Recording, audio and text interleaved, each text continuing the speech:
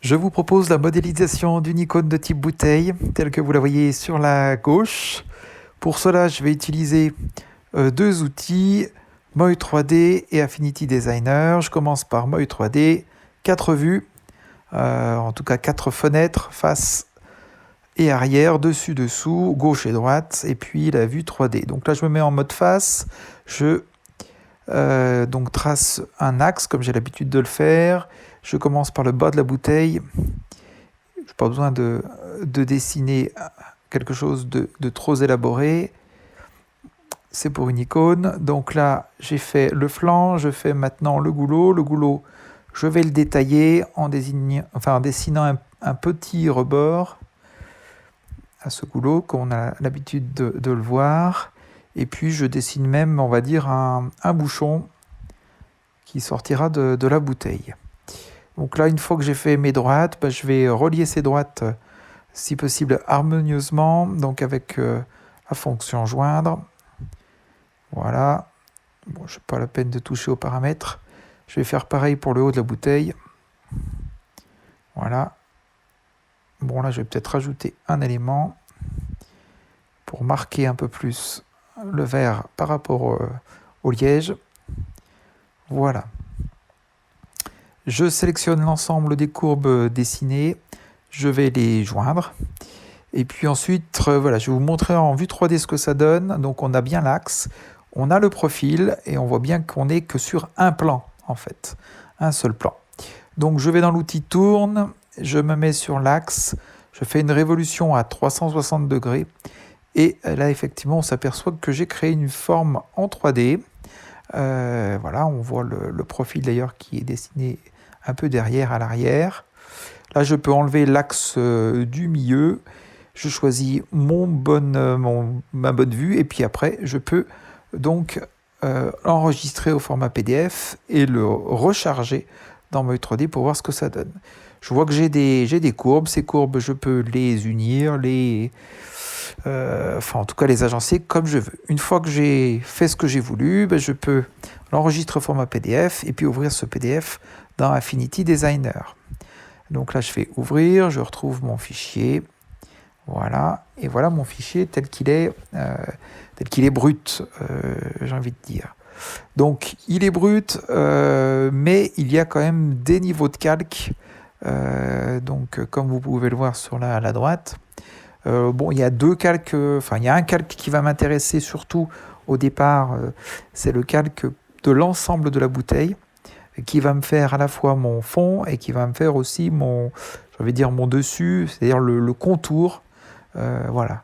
Je pense que c'est bien d'avoir des fois un contour un peu plus épais, parce que sur les icônes, quand on recule, on voit surtout une forme, et cette forme, si elle est un peu marquée, c'est mieux, enfin de mon point de vue. Donc là, j'ai fait donc une silhouette au-dessus, une silhouette au-dessous, et puis j'épaissis un petit peu la silhouette du dessus. Voilà.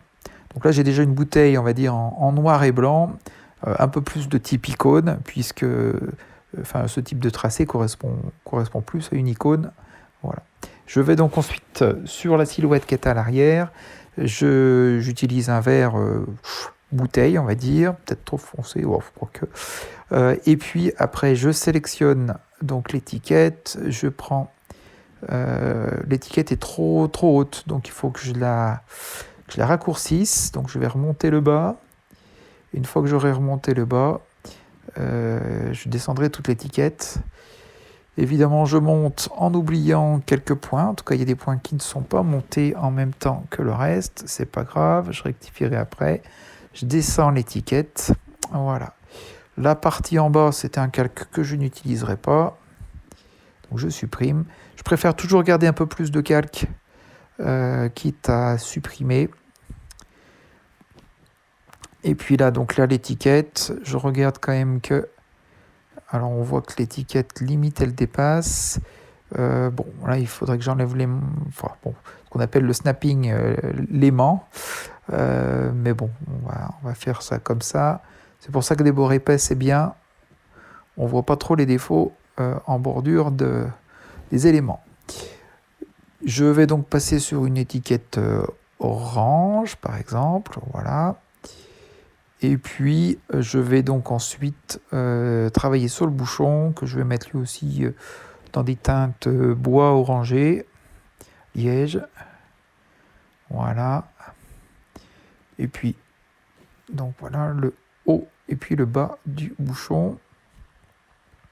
Bon, je pourrais faire une couleur peut-être un peu différente du haut, mais bon. Comme ça, c'est bon. Après, je me dis que je vais éventuellement créer une ombre sur le côté droit de la bouteille. Et pour ce faire, alors quel outil je vais utiliser? Un crayon, je vais faire une forme pleine. Ouf, là, c'est quand même un peu hésitant. C'est pas ça qui va me convenir. Je vais quand même pas dessiner... pour adoucir, à ce moment-là, je vais stabiliser. Je vais repasser en mode... je vais repasser en mode crayon. Je vais peut-être repasser en mode crayon. Voilà, je vais stabiliser. Alors pour stabiliser, voilà, c'est là que je dois cliquer. Et à ce moment-là, ça va donner une forme plus arrondie et moins hachée. Voilà. Bon. Cet outil-là est bien, pour le coup. Je remplis ma forme. Enfin, j'enlève le trait et je remplis ma forme en gris.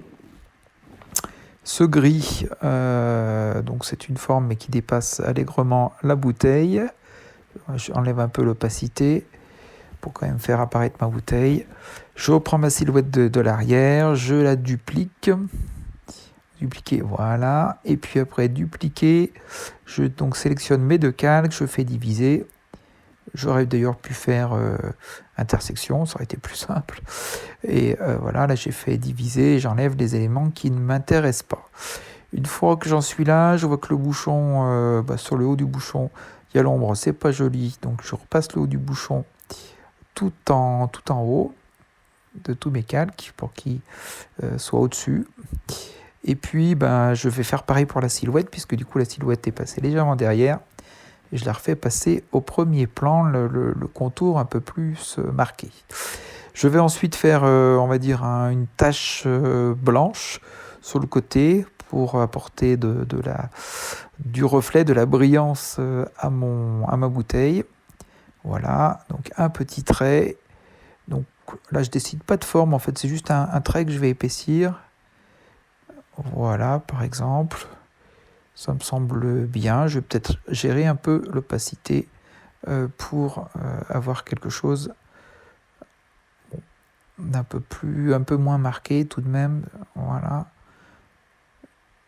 Bon, voilà. À ce stade-là, je peux considérer que la bouteille, elle est déjà bien avancée. Bien sûr, on pourrait travailler beaucoup plus sur ce sujet pour avoir quelque chose d'un peu plus fini.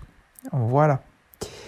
En ce qui concerne cette bouteille, il serait intéressant peut-être de mettre par exemple un élément sur l'étiquette et puis de déformer par exemple une image dans l'étiquette. La difficulté, c'est que sur Illustrator, je saurais le faire avec la cache de déformation. Sur Affinity Designer, je ne sais pas comment effectivement on pourrait déformer une étiquette pour que ça tienne bien dans... déformer une image pour que ça tienne bien dans l'étiquette. J'espère que cela vous a plu. À bientôt.